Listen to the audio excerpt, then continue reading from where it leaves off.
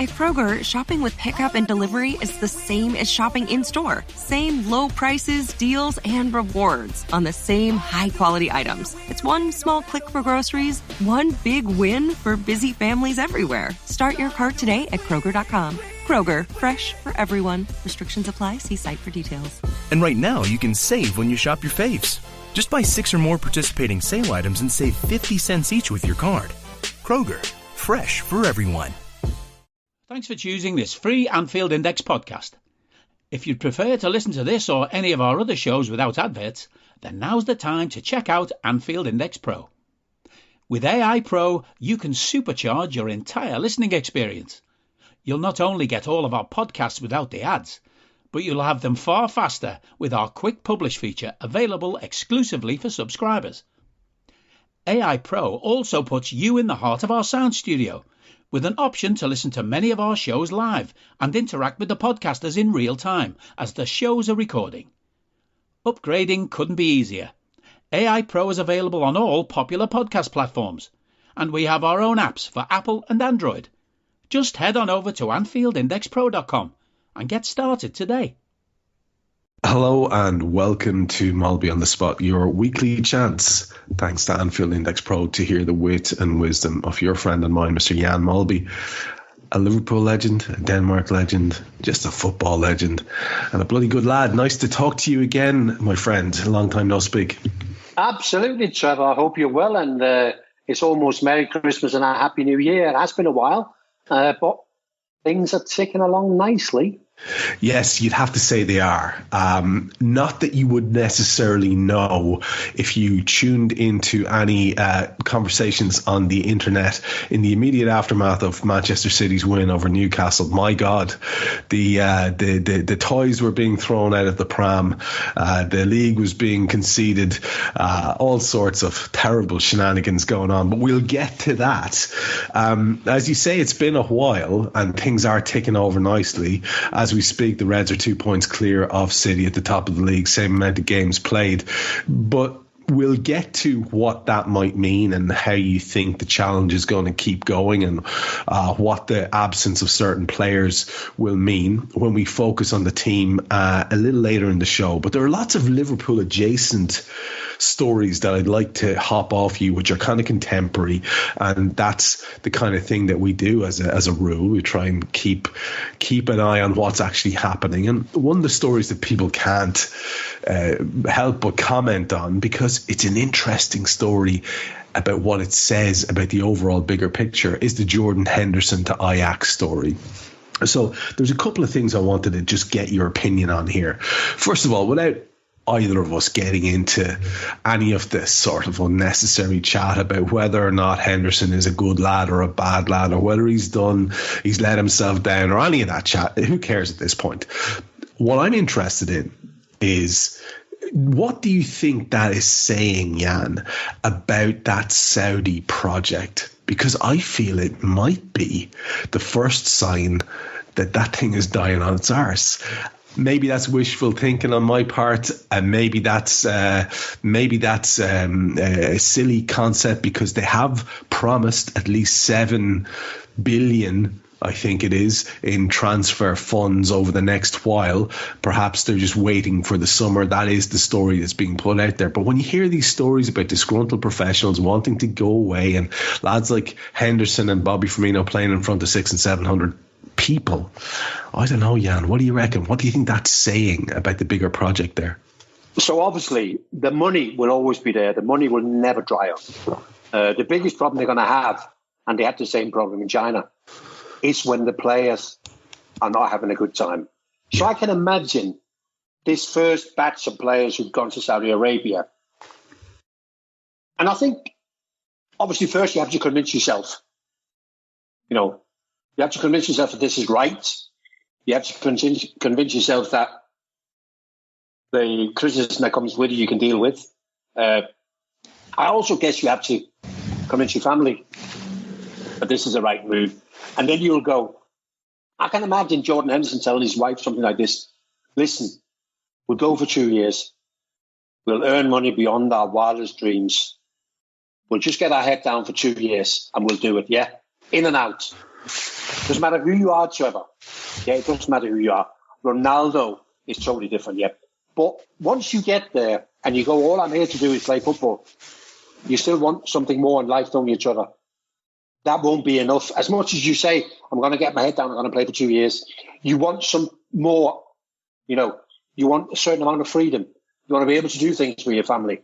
And I guess that's where you run into problems. So the biggest problem Saudi Arabia is going to have, and they will have that, is that the players don't enjoy being there. And once that starts, then you're finished. Then no amount of money.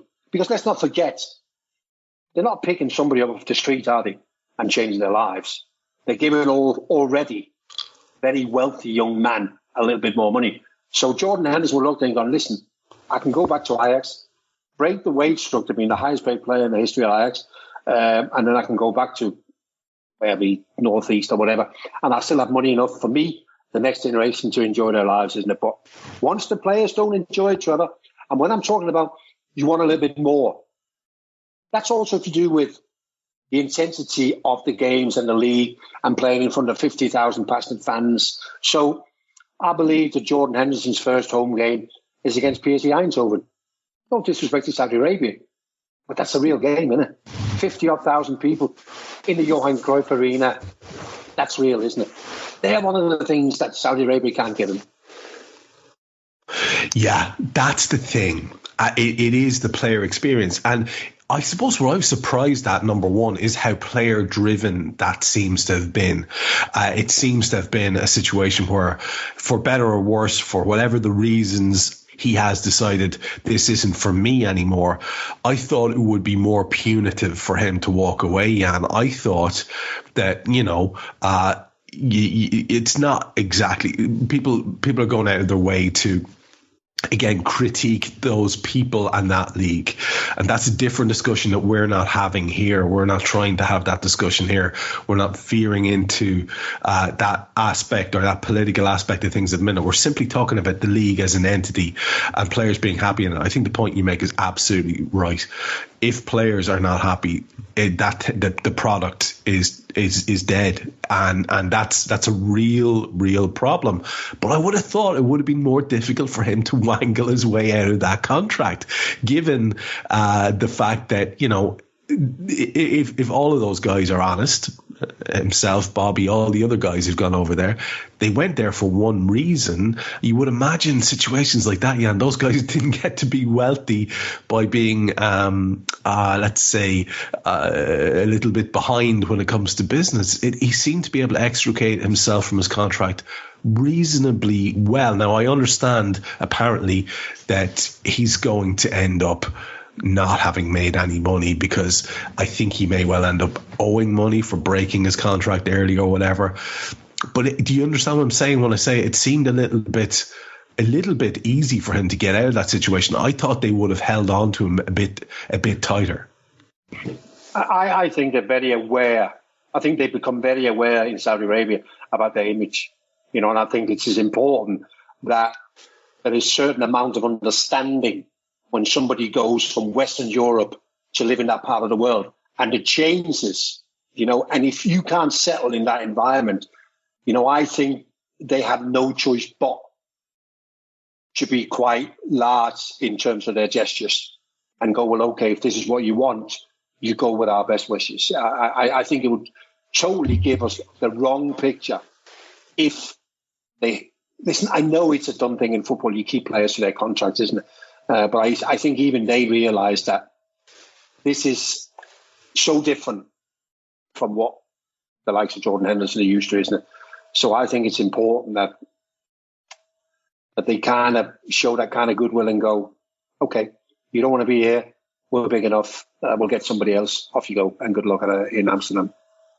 Yeah, exactly. I think that's fair. And again, there's rumours of something like around about the 80,000 mark that he's going to be earning in Ajax. So like you say, it's not as if this is in any way a lesser sort of an arrangement for him. I think he did want longer than Ajax were willing to offer, but it still represents a very good move. Now, just in terms of the player and the fit at that club, and you'll have a lot more familiarity with how they are currently operating. I know they're not exactly in their pomp at the moment by comparison with the rest of the teams in the Eredivisie.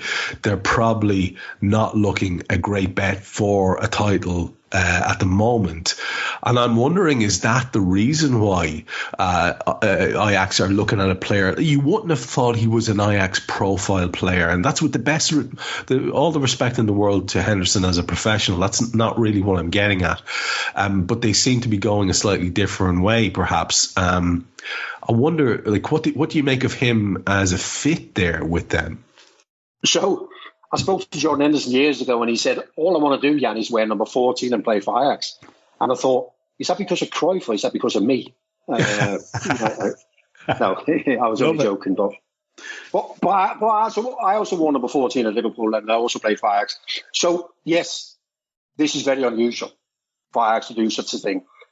In the past, if they took high-profile players, I guess the most high-profile player was probably when they took Frank Rijkaard back from AC Milan in the 90s. It tends to be one of their own. It tends to be a Dutch player who's been through the Ajax system, and they sort of bring him home. So this is very unusual. I've actually kept a close eye on Ajax, and I'll tell you why, because one of my former teammates, Johnny Van Schip, was installed in October as the caretaker manager at the end of the season. And strangely enough, he's one of my very few teammates from Ajax. I still have a number for him. So I've been in touch with him from time to time. So I'm aware of what they're up to. They're in fifth position, a million miles behind PSV Eindhoven. I think it's 23 points. The best they can hope for is qualify for one of the lesser European tournaments. But in terms of the profile, no, he doesn't fit the profile. But I don't know whether he fits the way they play either. But I think what they've gone all in for here is somebody to give the coach a helping hand in the dressing room. Somebody can go into that dressing room and go, listen, this is what it takes. And this is what it takes to play for Ajax. To play for Ajax is very similar to play for Liverpool. You know, I've been part of doing a few podcasts for Liverpool TV over the past few months. And what we talk to almost all of the guests about is this thing of being a Liverpool player. How difficult it is, how the demands are. And I think that's the big thing. Jordan will have to walk into the dressing room and go, listen, this is what it requires to play for a club like Ajax. I mean, PSV Eindhoven, Feyenoord fans will argue, but Ajax is the biggest club in Holland and one of the biggest clubs in the world. And so I think that would be the biggest thing. How he'll fit in terms of how they play, I don't know, but he's definitely an upgrade on anything they've got at the moment. So it's very interesting. But I agree with you. He's kind of admitted that Saudi Arabia, I mean, let's not forget that he was very active in getting his move to Saudi Arabia. You know, there's a story that he took contact to Liverpool owners personally.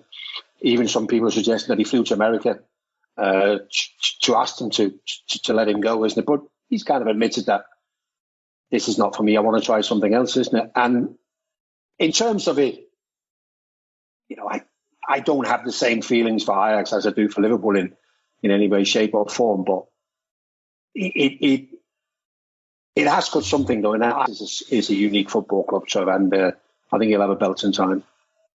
I think it's actually a wonderful move for the lad, and like you say, the residual Champions League winning captain, regular with Liverpool, and all that goes with that. League title winning captain, all of those kind of things, and he won't be tainted with the whole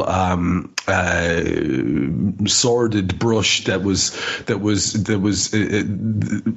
did such damage. Really, he did so much damage to his own reputation in England. I don't think that's going to follow him to Ajax. I don't think that's going to be an issue. I think they are at a suitable stage in their current ongoing evolution that I think he'll be, as you say, definitely a benefit to them. So it could work out very well for both parties. Certainly it will be interesting to watch. But, you know, it's not just that lads are leaving or wanting to leave or being linked with moves away from the Saudi League, there's also almost nothing by way of the old disruptor effect that we had seen in the last couple of windows, where they had become such a relevant feature of modern football because, money was being thrown at lads to go and take part in that ongoing project. We were told it was a 10-year project that they were going to build and build and build. There are no stories. Where are all the stories about Mo Salah being offered £50 million a day to go and play for them? This has all gone away. There are no stories. It's a very strange thing. And yet against that backdrop, and this is where I wanted to go with Liverpool-related adjacent story number 2. Steven Gerrard, we heard today, has signed on for another 2 years at Al Ettifaq, despite the loss of Jordan Henderson, which I would imagine he will take as a little bit of a blow. But he's signed on for another 2 years. Now, I have a question for you. And again, this is going to sound a little bit insulting to the Saudi League. I don't mean it necessarily as that. I mean the current incarnation of the Saudi League. Maybe they will go on and develop this project and will turn into something way beyond what the Chinese experiment was. But what does it tell you about what Stevie Gerrard's expectations are for his own career when he is 7th, 8th in a league where there are only 4 teams that can win it? He's nowhere near winning anything with that lot he's with.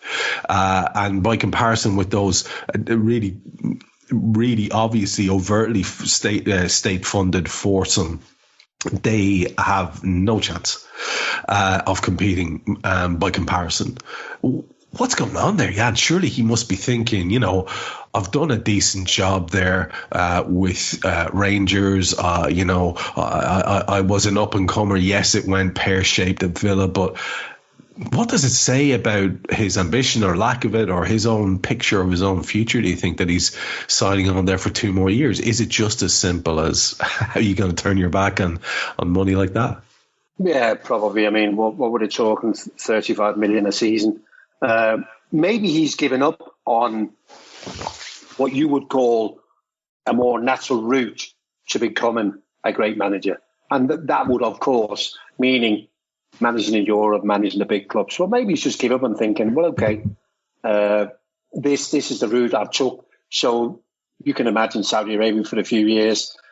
The MLS in America might be attractive. Maybe that's the route he's going to go down. And he's kind of go, well, okay.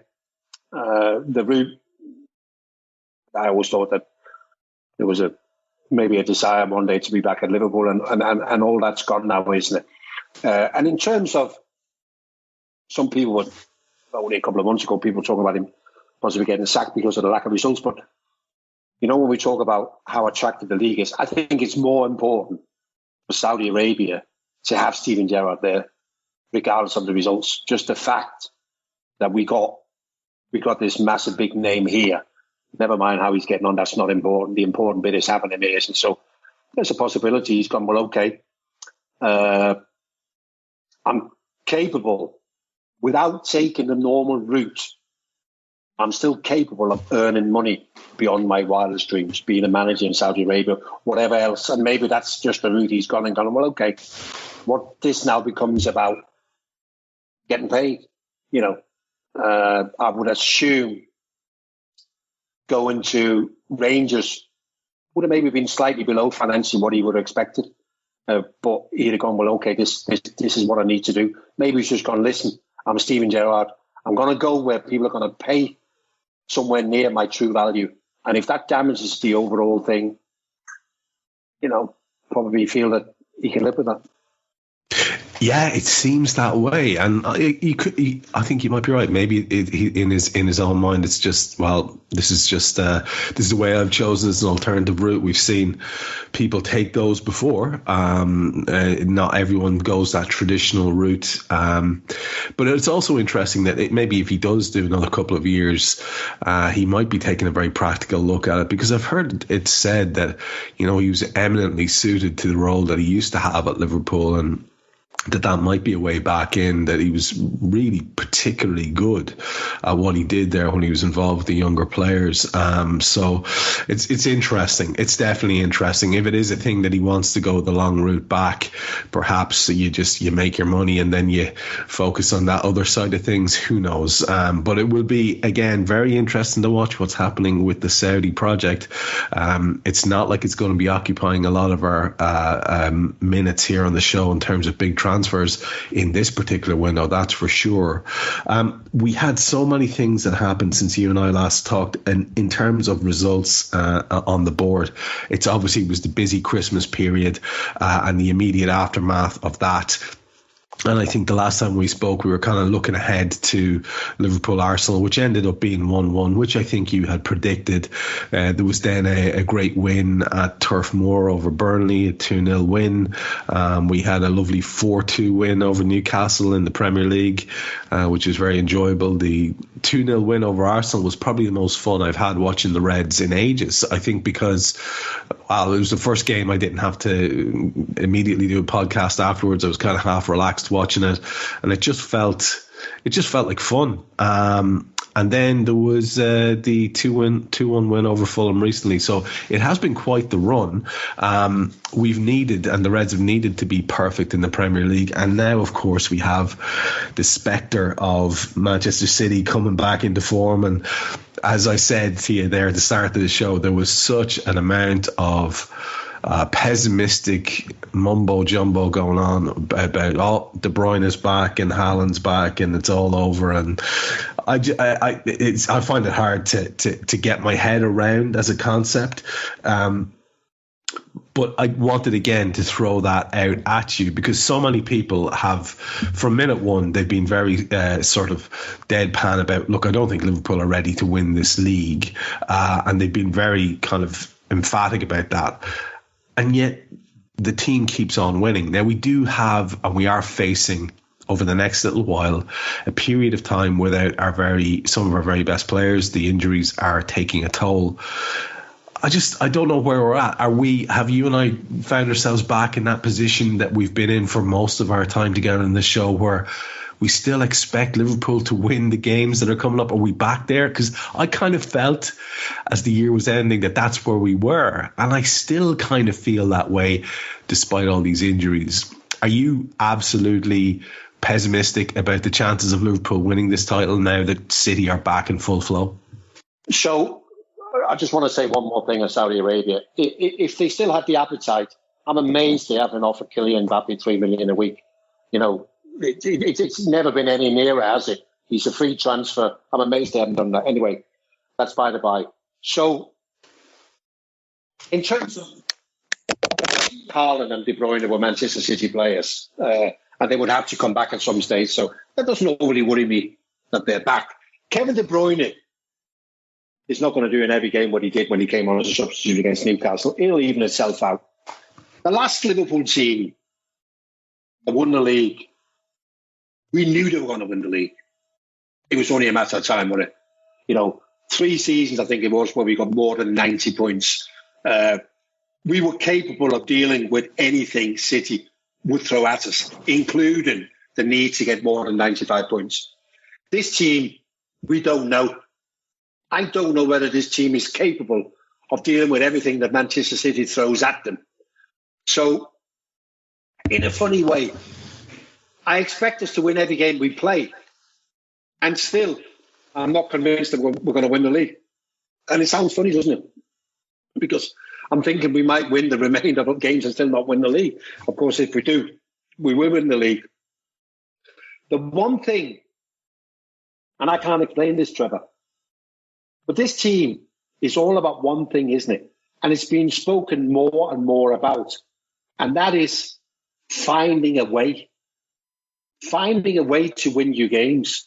If we just look at the last 2 games, Fulham in the Cup at Anfield, getting beat 1-0, not playing well, needing to find a way of winning the game. Bang. Arsenal away from home in the FA Cup, half-time, almost, played off the pitch, and you think, wow, second half, totally different, finds a way.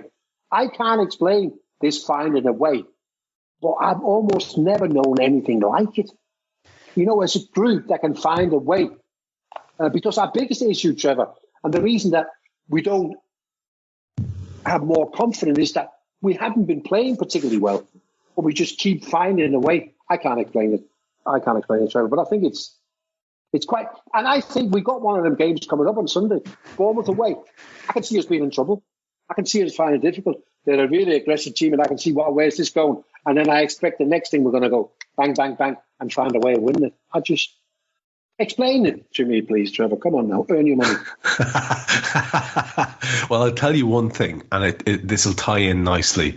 So in a way, I will be kind of earning my money. This is a theory for you. I honestly believe that if Henderson hadn't forced that move, that he would still be there in a different version of Jordan Henderson, who was willing to accept the Milner type role as a squad player. If he had stayed around, I don't believe we are where we are in terms of Liverpool 2.0. I don't believe that the development of the team is where it is currently, and I don't think we're in that mode where these lads, whatever combination are on the field, manage to find a way. And again, it's not to denigrate Henderson, but Klopp would have kept playing him, and I think we've unlocked something in terms of the current personnel that we can change things up from the bench and make it work. I don't need a VPN. I've got nothing to hide.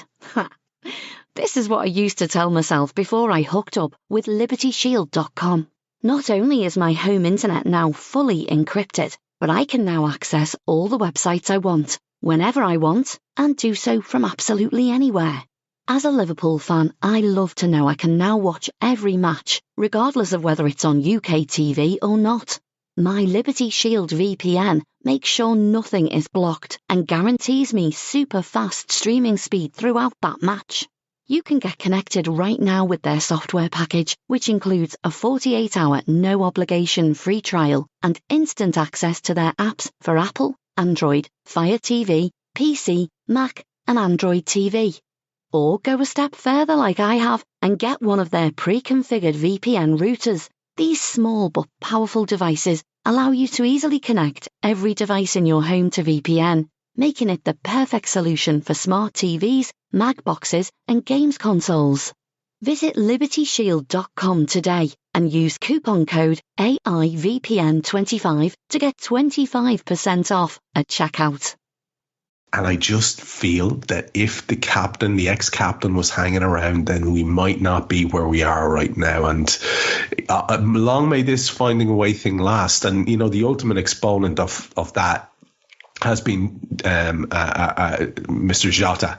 It's wonderful having him back amongst the goals. He just is one of those players who can scuff one in off someone's backside, but also has the ability to score a wonder goal. And his direct running is fantastic as well. That's hugely exciting. And against the backdrop of all these players being injured, and I don't know what you make, Jan, of the ongoing Thiago mystery and Stefan Bajcetic mystery, these guys with the injuries that never end. It's frustrating, but when you've got Curtis Jones really coming into his own as a Liverpool footballer, and Jota doing bits, and Luis Diaz rediscovering form, which had really abandoned him, these are all exciting things. And maybe it's just that sort of coalescing of all those guys at the same time, being able to do bits. Because if you notice as well, Jan, it coincided with Dom Szoboszlai's form falling off a cliff. And just, as we needed him, Alexis McAllister comes back in, and we lose Endo, who had just emerged, I thought, over that period of time we were talking, as a really, really good first team player. So it's interesting. The balance has been good. I hope that we're not too stretched in this period. And I think you're right about the Bournemouth game, and we'll finish with chats about that, but I still do have other topics that I want to bounce off you.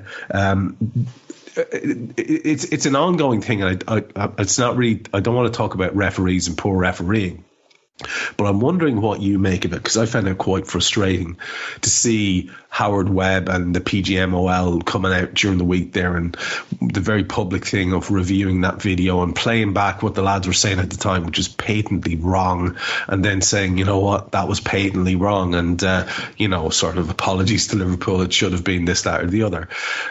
I see no benefit in that whatsoever, because it's almost for the sake of it. And if anything, Jan, it made me more annoyed about the whole process and the whole ongoing, let's be honest, clusterfuck since VAR came in.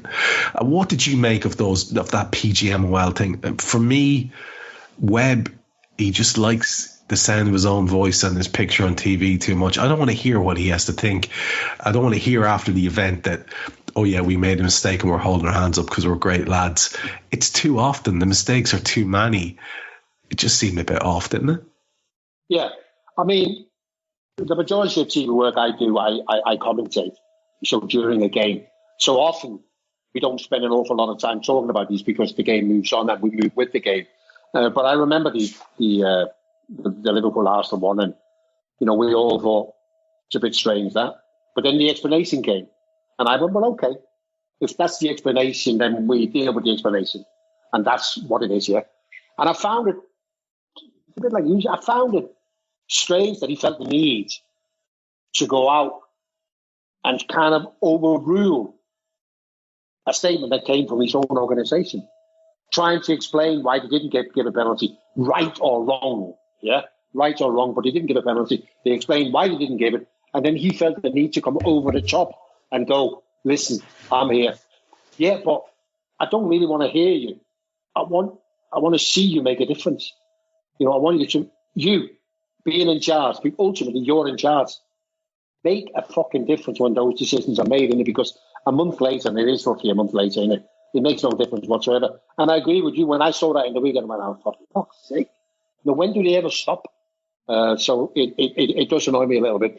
Just going back to the team, and when you started, and we're talking about this finding a way. The last team that won the Champions League and the Premier League, we kind of knew what our strongest 11 were. We played 4-3-3, and it was almost a case of going, this is what we've got, deal with it, and nobody could. This team is totally different, isn't it?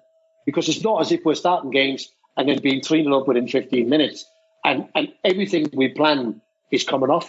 Most things we got planned doesn't come off, does it? Because we're getting beat 1-0, we're not playing well, and blah, blah, blah. And then we have to find something. And I think that's to do with we have so many more options. If you look at our front five, we can't play. Every time we play somebody different, they bring somebody different. You mentioned Shota before, Nunez. They all bring something different in it. So we're very, very unpredictable. And what that means, Trev, is that if we don't get it right from the first whistle, we can always rectify it. And we've heard Klopp talk about, every game now is about 16 players. After about an hour, 65 minutes, you make your first changes, and we've been very, very good at that. I was a little bit off in it, but I just felt it was important to say that. It's totally different from being the way we were when we were so good and we just blew everybody away. How often were you at Anfield 2-3-0 before you could blink? This is totally different, isn't it? This requires something totally different, isn't it? So it probably drains the squad more than what it did from sort of 2017 to 2021, isn't it? Well, I think it's very interesting, and I think as a Liverpool fan, it's obviously exciting, but it's also nerve-wracking because you think, how much longer? How much longer are we going to keep finding ways to win games? I think that's a really insightful way of looking at it. Like you say, in the previous iteration, the team was the team, all bar maybe a tweak here or there in midfield. It was always the same team. And we were lucky. We had these guys who were comparatively bulletproof across the front. These guys didn't get injured. They were there every week in, week out. And you knew that between the three of them, they could turn a game. We very much relied on that, and that's absolutely right. But now the changes, the ability to change it up, I don't know. I'm not even sure at this stage.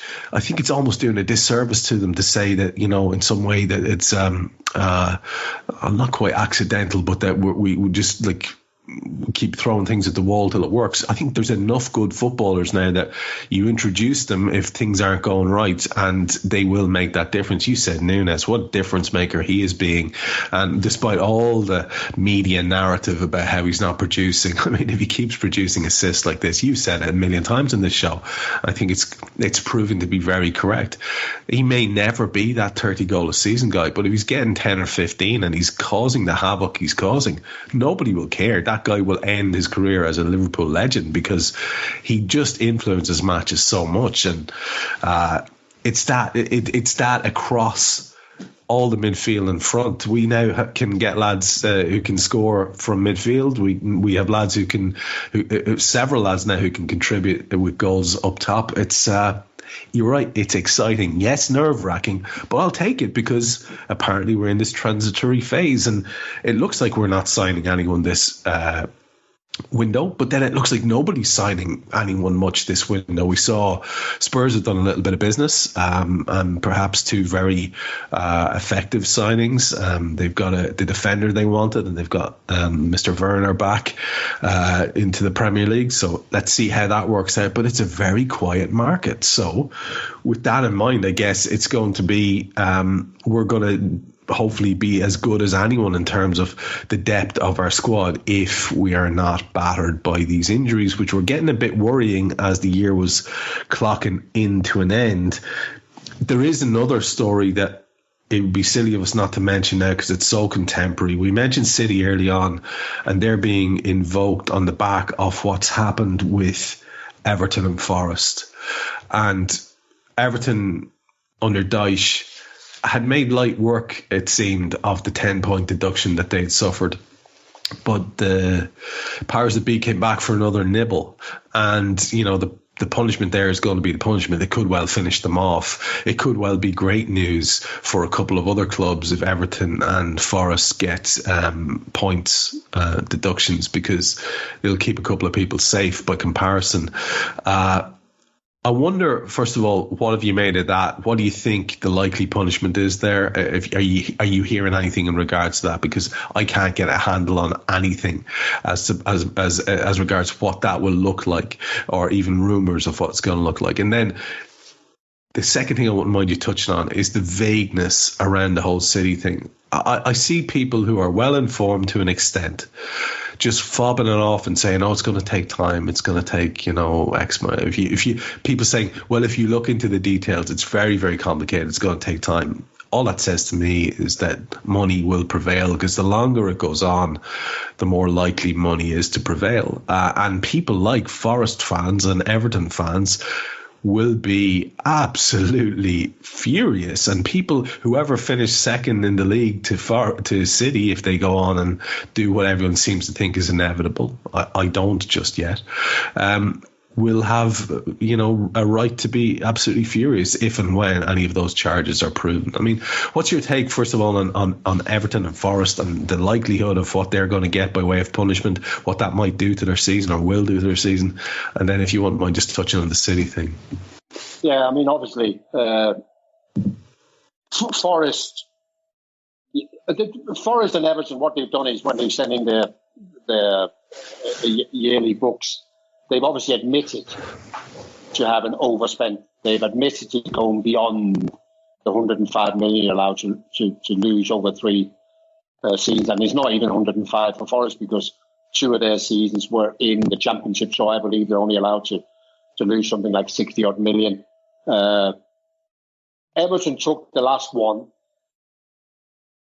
relatively lying down. They've appealed, and then let the appeal be what the appeal is. The hope is that they're going to get 4 points back, or let it be what it is. But this time, they won't take it lying down. They'll go as far as they can in terms of being lawyered up. They're unhappy that they feel that they're being punished for something that they've already been punished for. Whether that's right or wrong, I mean, we should never forget, Trevor, that agreeing to this £105 million loss over 3 years, the clubs agreed. They were happy to vote for it. They know the consequences, and this is what it is. City is different. City technically is not breaking financial fair play. They are within the financial fair play. But we then got to prove how they manage to stay within financial fair play. Where do their money come from? And do their money come at what we call a market price? What we shouldn't forget either is that if one chart is answered or not proven, then another 15, 20 charts might fall. A lot of them are interlinked.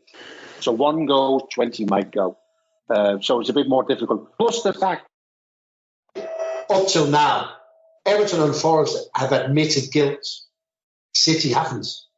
So the Premier League have got to try and find Manchester City guilty.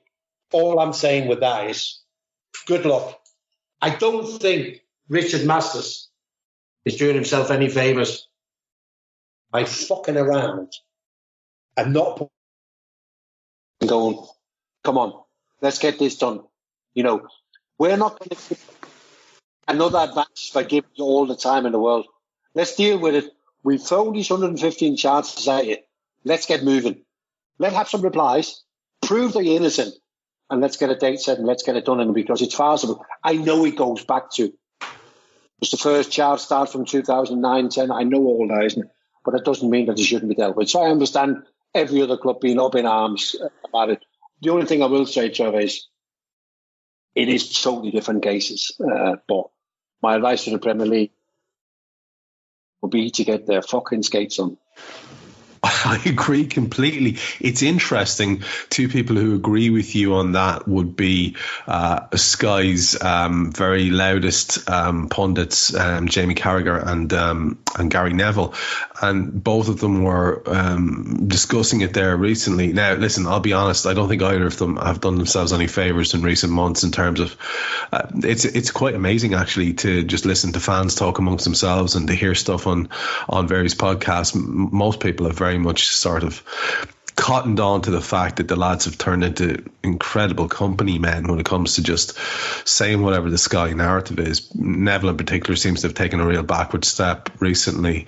But they're taking, this is what worried me a little bit in the discussion, as far as I could see, and I was reading transcripts of it rather than hearing the actual discussion, but it seemed to be along the lines of, yes, let's hurry up and get this done so that effectively the gist of it seemed to be so that City can clear their name and we can get on with this, which if that's... But do you know what, Trevor?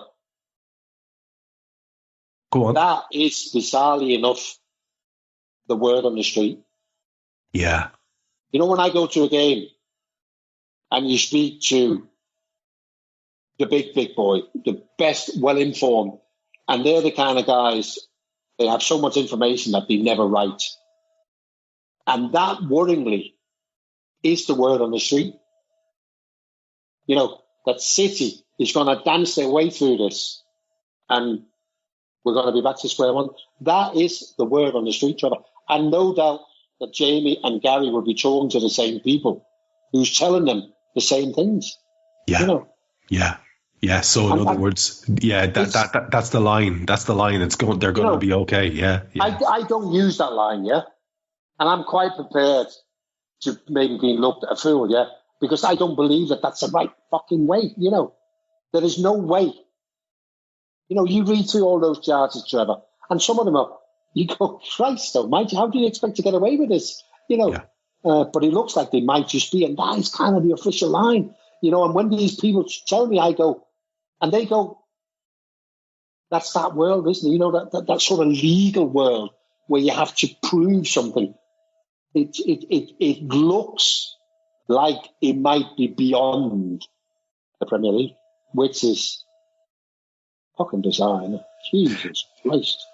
Yeah, it would be bizarre if it wasn't for the fact that you and I both know that what's happening there is, like I said, without being too cynical, but money's talking, and like you say, you can get lawyered up or you can get lawyered up, and there's different levels of that, and City of course can afford the very best one. So I think you're right. I think that's probably that the lads are sort of half in on the know about what is being said. It was a weird way to present the whole thing from two lads who should be sort of opposed to any cheating, especially by Manchester City, who both of them would consider to be rivals. It was very odd. It was very much let's get this done so the lads can clear their name. And poor old Kevin De Bruyne is going to have his league win tainted if they don't get this sorted. That was the gist of the conversation, which is quite odd, I thought, unless, as you say, they're in the know.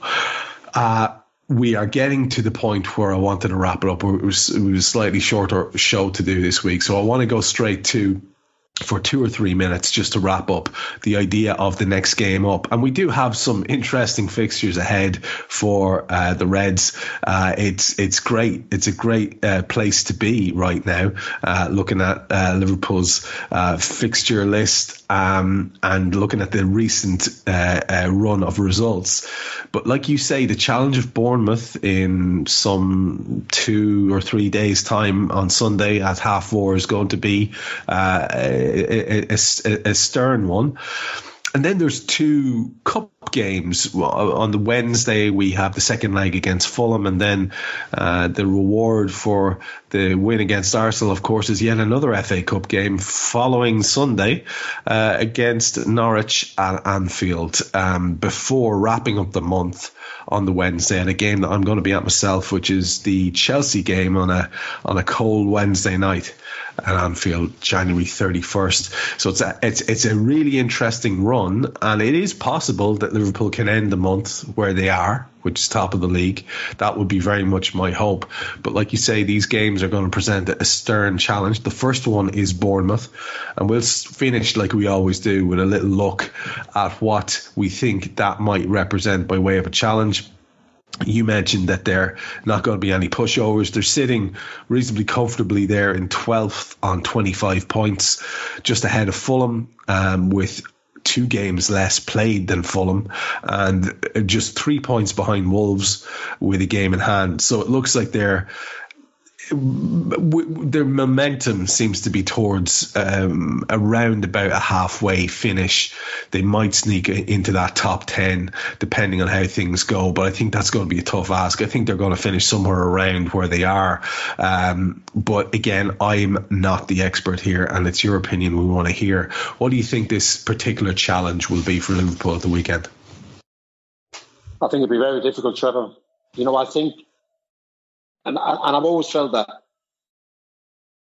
to be able to deal with Liverpool, because Liverpool is so much about tempo and energy, you have to be able to match that tempo and energy.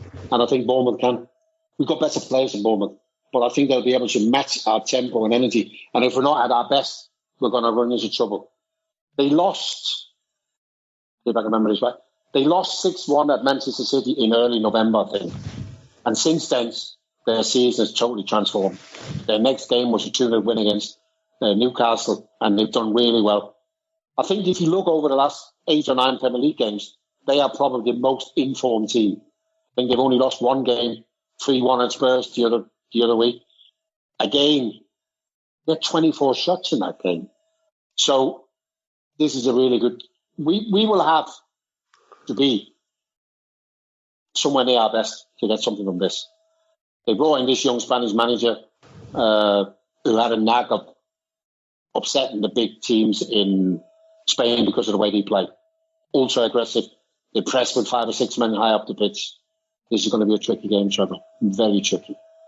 I think you're right. There are some incredible results there for Bournemouth in recent weeks, and that will, in and of itself, be a red flag for the Reds, who have struggled against teams that they should be beating quite comfortably, as we said in recent weeks. But they have been getting those results, so we can only hope that will continue to be the trend. And so let's finish the show like we always do with your take on how that difficult game is going to go. So I think, and again, I'm guessing a bit off the top of my head, but I think in the last sort of 8, 9, 10 games, including FA Cup games, Bournemouth have scored more than 2 or 3 goals in all them games, apart from the Spurs one, where I mentioned before they had 24 shots. So I think they'll give us problems. So my prediction is Bournemouth 2, Liverpool 3. I think it's going to be one of those. Yeah, I love it. I think it's going to be one of those belting games, Trevor. And a lot of people will go, obviously without Mo Salah and whatever. But I still think we will, yet again, even without Trent as well, with his problem. But I think we'll find a way. I think it'll be a belting game. I am generally really looking forward to it. It's a long way from where I live, and unfortunately, I'm not going. I would have enjoyed going because I'm really looking forward to it. I think it'll be a cracking game. Right there is the secret to what has been different about Liverpool this year, is that we are looking for, I find myself the same, very much looking forward to the games with a healthy amount of positivity as well. Maybe not the same swagger as we once had going into games, but positivity because of that factor you've identified, that ability to win. And wow, folks, it is good to have Jan back because it's not just the man's status in the game, but unlike his peers, you can hear him throwing out stats there to back up all these opinions. How many people have that kind of stuff to hand? I mean, come on, get your ears around this. It's great to have him back. It's great to be back doing the show, and we're going to be on a consistent run, obviously, between now and the end of the season, which will hopefully encapsulate loads of wins and quite a couple of trophies as well. It would be nice, especially if we could win that big one. But we should wrap it up. So, Jan, for another one, briefer by about 5 or 6 minutes than usual, but fantastic to have you back, and thanks for that. 4 years ago, I said we would beat Bournemouth 4-0, but these times are different. And I will almost guarantee you, Trevor, by the time we next speak, we'll have a Wembley final to look forward to. So, yeah, it's great to be back. Fantastic. Yes, and we will be back probably, like Jan says, after the Carabao Cup semi-final to have a chat and see how that game has gone against Bournemouth, to look forward to the game that is coming up in the FA Cup after that, and to look forward to the league game against Chelsea, which will follow that. So we will be with you on a regular basis from now on. Great to have Jan back. Great to be back in the fold with Molby on the Spot. I've been Trev Downey. That was Jan Molby, and we'll speak to you very, very soon.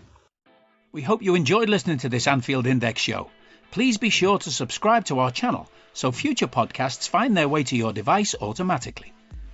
There's nothing quite like fan engagement, and we'd love to know what you think of anything discussed on this show. The best way to get in touch is over on our free Discord community, where both podcasters and listeners debate the hottest LFC topics 24/7.